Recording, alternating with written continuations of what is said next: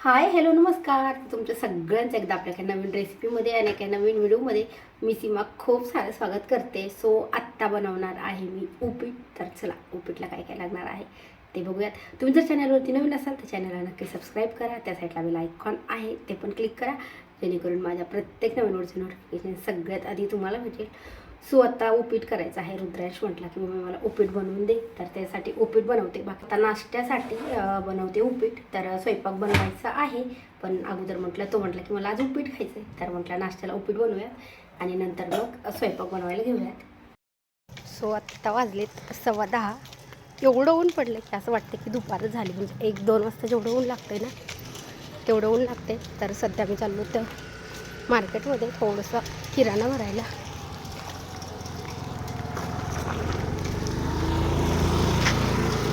बरोबर सायकलवर आहे. त्याला सायकलवर फिरायला खूप जास्त आवडतं, त्यामुळे त्याने सायकल घेतली. चल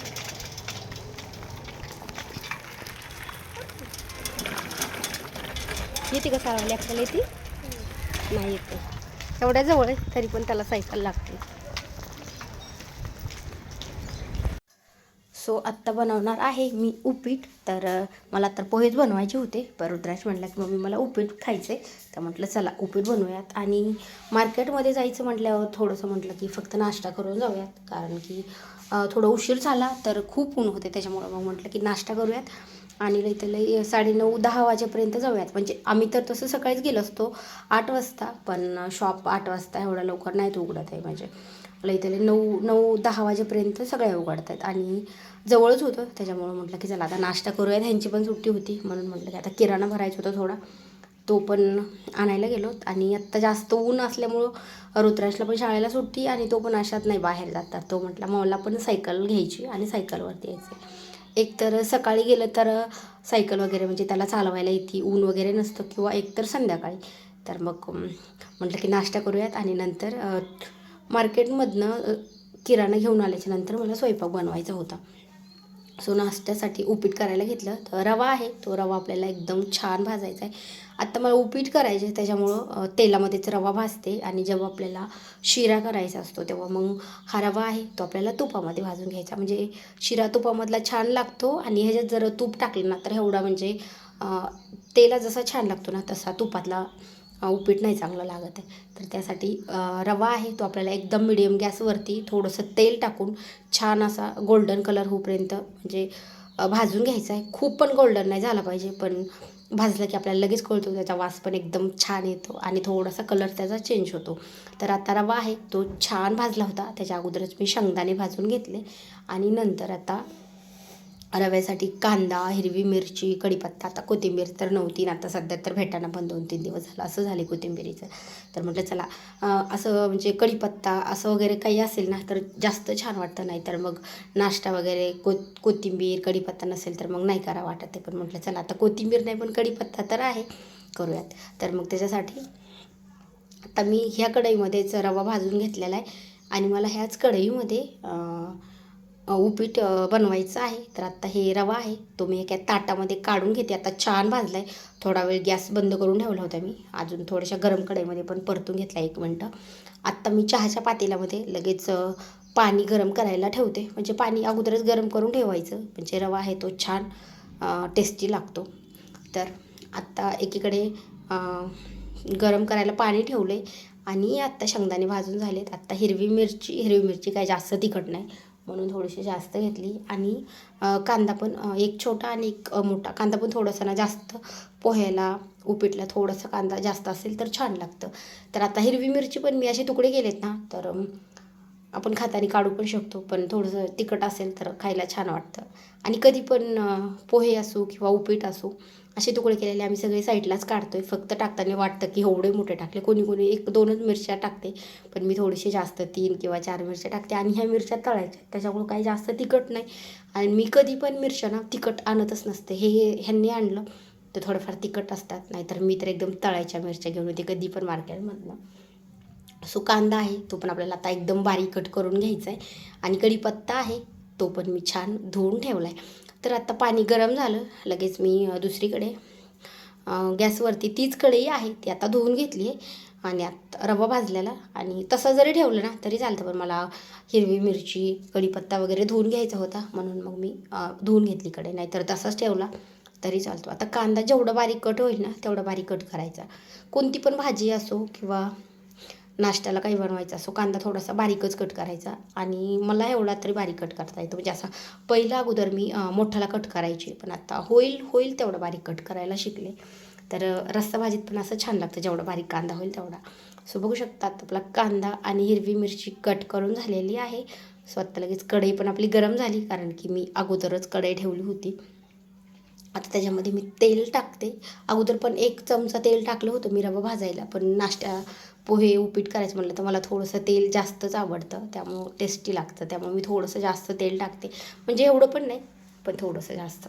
आणि मी जेव्हा रेसिपी वगैरे बनवत नव्हते ना तेव्हा मी ह्याच्यापेक्षा तेल थोडंसं कमी वापरत होते. पण आता कसं होतं की आपल्याला म्हणजे एखादी भाजी बनवायची आहे, एखादी छान दिसली पाहिजे, कट आला पाहिजे त्याला, दिसायला छान दिसली पाहिजे, त्याच्यामुळं आता थोडंसं तेलाचं प्रमाण अगदी थोडंसं वाढले. नाहीतर साधं आता मी म्हणजे आता सकाळी स्वयंपाक बनवला किंवा संध्याकाळी बनवला.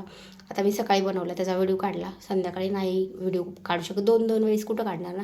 तेव्हा माझं तेल कमी असतं. जेव्हा मला व्हिडिओ बनवायचा असतो तेव्हा कोणत्या पण रेसिपीमध्ये थोडंसं तेल माझं जास्त असतं. तर आता तेल छान गरम झालं, त्याच्यामध्ये आता मोहरी टाकून घेतली. आता उपीटमध्ये कधीच जिरे वापरायचे नाही, फक्त मोहरी वापरायची. आणि पोहे असेल तर जिरे आणि मोहरी दोन्ही पण टाकायचं. आणि मेन म्हणजे उपीटला कधीच हळद नाही घालायची, पांढरंच उपीट छान लागतं आणि छान दिसतं पण. तर आता हिरवी मिरची आहे ती पण मी लगेच तेलामध्ये टाकली, मोहरी छान तडतडल्याच्या नंतर. आणि लगेच कढीपत्ता आहे तो पण टाकला. आणि आता आपल्याला ह्याच्यामध्ये टाकायचं आहे थोडंसं मीठ. म्हणजे मिरची आहे ना ती जास्त तिखट लागत नाही आणि छान परतली जाते. आता मीठ थोडंसं टाकलं आणि आत्ता मी टाकते कांदा. कांदा पण आहे तो पण आपल्याला छान परतून घ्यायचा आहे, म्हणजे चांगला त्याला गोल्डन कलर आला पाहिजे. तर आत्ता कमी गॅसवरतीच मी अगोदर कमी गॅस ठेवला होता हिरवी मिरची टाकल्याच्या नंतर. आणि आता थोडासा गॅस वाढवते आणि कांदा आहे तो एकदम छान भाजून घ्यायचा आहे. आणि शेंगदाणे जरी आपण भाजून नसले ठेवले ना तर हिरव्या मिरचीसोबत टाकले तरी चालतात, म्हणजे तेलामध्ये छान परत आहेत आणि ते ह्याच्यापेक्षा छान लागतात. म्हणजे जे तेलामध्ये शेंगदाणे परतलेले असतात ना ते जास्त छान लागतात. तर आता मी कांदा टाकल्याच्या नंतर शेंगदाणे भाजून ठेवले होते तरी पण वरतून टाकले. आणि आता हे मसाला आहे आपल्याला एकदम छान भाजून घ्यायचा आहे. अजून थोडंसं मीठ वाटत असेल तर ह्याच्यातच टाकायचं. आता मी सगळं मीठ तिखट सगळं एकत्रच टाकते, आता परत वरतून नाही टाकत आहे. आणि उपीट रवा तर मी अगोदरच भाजून ठेवलेला आहे. सो आत्ता तोच रवा लगेच ह्या मसाल्यामध्ये टाकते. म्हणजे कोणी कोणी काय करतं की अगोदर पूर्ण पाणी टाकतं, उकळी येऊ देतं आणि त्याच्यानंतर मसाले भात रवा वगैरे, पण मला असंच करायला आवडतो.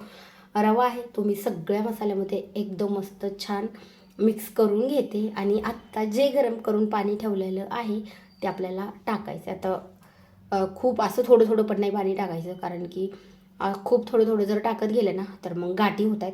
तरी पण मी अगोदर थोडंसंच टाकलं, पण जेवढं टाकायचं आहे ना आपल्याला तर तेवढं एकदाच टाकायचं आहे. आता मी अगोदर एवढं टाकलं होतं, मला वाटलं बस होईल, कारण की मला जास्त पातळ नव्हतं करायचा, मला थोडासा असा सुक्काच आवडतो, जास्त पातळ नाही आवडत आहे.